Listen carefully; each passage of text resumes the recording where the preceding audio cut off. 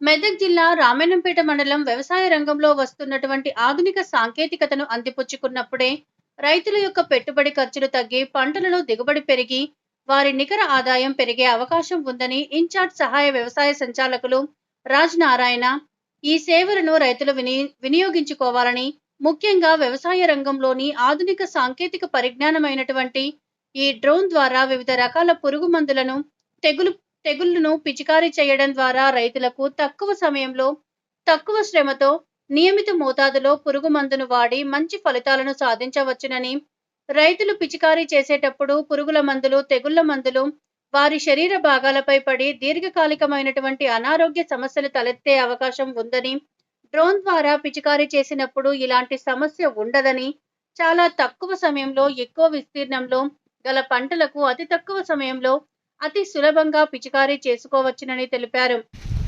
అందరికీ నమస్కారం. ఈరోజు శివాయపల్లి గ్రామంలో డ్రోన్ యొక్క పనితీరుపై పరిశీలించడం జరిగింది. ముఖ్యంగా గత సీజన్లోనే ఇఫ్కో సంస్థ వారి ఆధ్వర్యంలో ఈ డ్రోన్ను మన ప్రాథమిక సహకార సంఘం రామాయంపేటకు అందించడం జరిగింది. గత సంవత్సరం దాదాపుగా 170 ఎకరాల్లో రైతులకు సేవలు అందించడం జరిగింది. ముఖ్యంగా ఈ ఆధునిక సాంకేతికను ఉపయోగించుకొని తక్కువ సమయంలో, తక్కువ శ్రమతోని, తక్కువ పురుగు మందుల మోతాదుతో రైతులు అతి సులభంగా మనం డ్రోన్ ద్వారా పిచికారీ చేసుకునే అవకాశం ఉంటుంది. సాధారణ పద్ధతుల్లో పిచికారీ చేసినప్పుడు రైతుల యొక్క ఆరోగ్యం దెబ్బతినే అవకాశం ఉంది, పురుగు మందులు పైన పడడం ద్వారా. దాన్ని నివారించడానికి ఆధునిక సాంకేతికను అందిపుచ్చుకుంటూ ఈ డ్రోన్ను అందుబాటులో ఉంచడం జరిగింది. రామాయంపేట మరియు పరిసర మండల రైతులందరూ కూడా ఈ అవకాశాన్ని వినియోగించుకోవాల్సిందిగా రైతులకు సూచించడం జరిగింది.